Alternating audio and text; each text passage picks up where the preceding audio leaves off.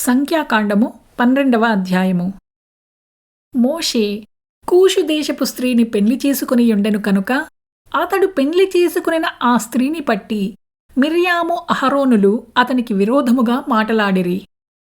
వారు, మోషే చేత మాత్రమే యెహోవా పలికించెనా, ఆయన మా చేతను పలికింపలేదా అని చెప్పుకొనగా యెహోవా ఆ మాట వినెను. మోషే భూమి మీదనున్న వారందరిలో మిక్కిలి సాత్వికుడు.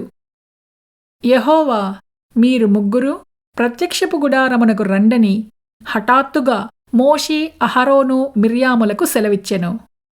ఆ ముగ్గురూ రాగా యెహోవా మేఘస్తంభములో దిగి ప్రత్యక్షపు గుడారము యొక్క ద్వారమునొద్ద నిలిచి అహరోను, మిర్యాములను పిలిచెను. వారిద్దరూ రాగా ఆయన, నా మాటలు వినుడి.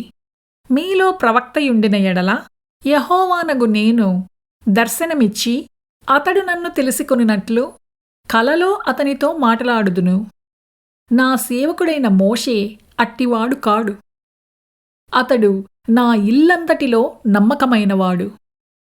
నేను గూఢభావములతో కాదు, దర్శనమిచ్చి ముఖాముఖిగా అతనితో మాటలాడుదును.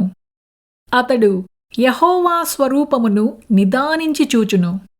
కాబట్టి నా సేవకుడైన మోషేకు విరోధముగా మాటలాడుటకు మీరేల భయపడలేదు అనెను.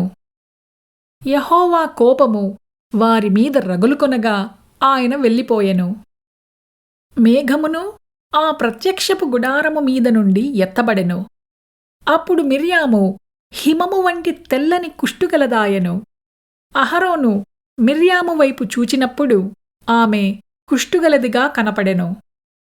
అహరోను, అయ్యో నా ప్రభువా, మేము అవివేకులము. పాపులమైన మేము చేసిన ఈ పాపమును మా మీద మోపవద్దు.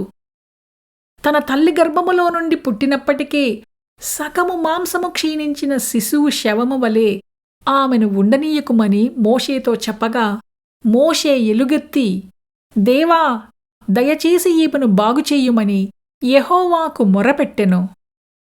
అప్పుడు యెహోవా మోషేతో, ఆమె తండ్రి ఆమె ముఖము మీద ఉమ్మివేసిన ఎడల ఆమె 7 దినములు సిగ్గుపడును కదా.